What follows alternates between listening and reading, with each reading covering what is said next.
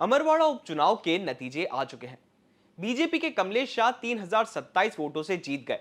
वहीं कांग्रेस प्रत्याशी धीरेन्द्र शाह दूसरे नंबर पर है। लेकिन जैसे जैसे काउंटिंग के राउंड्स हो रहे थे, बीजेपी और कांग्रेस दोनों ही दलों की धड़कनें बढ़ी हुई थी। लीड का अंतर बहुत ही कम था। 17वें राउंड तक कांग्रेस के धीरेन्द्र शाह इनवाती आगे चल रहे थे, लेकिन आखिरकार जीत बीजेपी के कमलेश शाह की हुई। हार के बाद कांग्रेस और गोंडवाना गणतंत्र पार्टी दोनों के ही प्रत्याशी बीजेपी को कोसते हुए नजर आए। वहीं गोंडवाना के प्रत्याशी का कांग्रेस पर भी गुस्सा निकला। लेकिन क्या होता अगर गोंडवाना पार्टी चुनाव से पहले कमलनाथ की वो बात मान लेती? इतने मामूली अंतर से जीते कमलेश शाह शायद हार जाते। तो क्या है कमलनाथ की वो बात, हम आपको बताएंगे इस रिपोर्ट में। नमस्कार, मैं हूं चिराग ठाकुर और आप देख रहे हैं एमपी तक।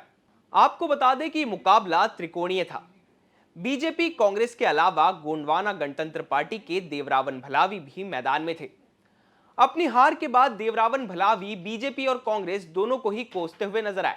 सुनिए। भाजपा की अभी जो जीत हुई है, वो उस जीत के लिए मैं यही कहूंगा कि जिस तरीके से उन्होंने आचार संहिता का उल्लंघन किया था, मुझे विश्वास है कि उन पर कार्रवाई होगी।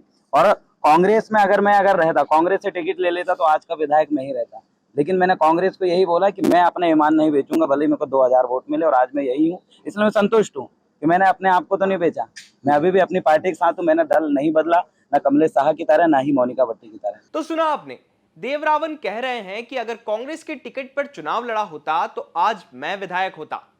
और ये भी कह रहे हैं कि मैंने कमलेश शाह की तरह अपना ईमान नहीं बेचा। कमाल की बात है कि कांग्रेस और गोंडवाना दोनों ही बीजेपी को हराने पर अड़े हुए थे, लेकिन ऐसा वो कर नहीं पाए। पर अगर गोंडवाना पार्टी कमलनाथ की वो बात मान लेते तो ये कहने की नौबत ही नहीं आती। दरअसल उपचुनाव के पहले सूत्रों के हवाले से ये कहा जा रहा था कि कमलनाथ का मानना है कि अगर बीजेपी को हराना है तो गोंडवाना और कांग्रेस दोनों ही साथ आ जाए।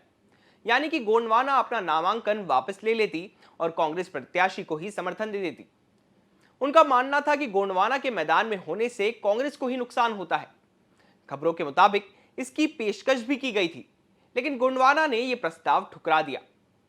वहीं अगर यह प्रस्ताव मान लिया जाता तो कमलनाथ की बात सच भी हो जाती, क्योंकि चुनाव के नतीजों को देखने पे पता चलता है कि जीत का अंतर सिर्फ 3000 वोट के आसपास का रहा और गोंडवाना के देवरावन भलावी को 28,000 से ज्यादा वोट मिले हैं। अगर ये वोट भी कांग्रेस को चले जाते तो कमलनाथ की बात सच हो जाती और बीजेपी यहां से हार जाती। पर गोंडवाना अपनी जिद पर अड़ी रही, जिसके बाद नतीजा यह है कि बीजेपी के कमलेश शाह फिर से अमरवाड़ा से विधायक बन गए हैं और गोंडवाना और कांग्रेस का बीजेपी को हराने का सपना अधूरा ही रह गया।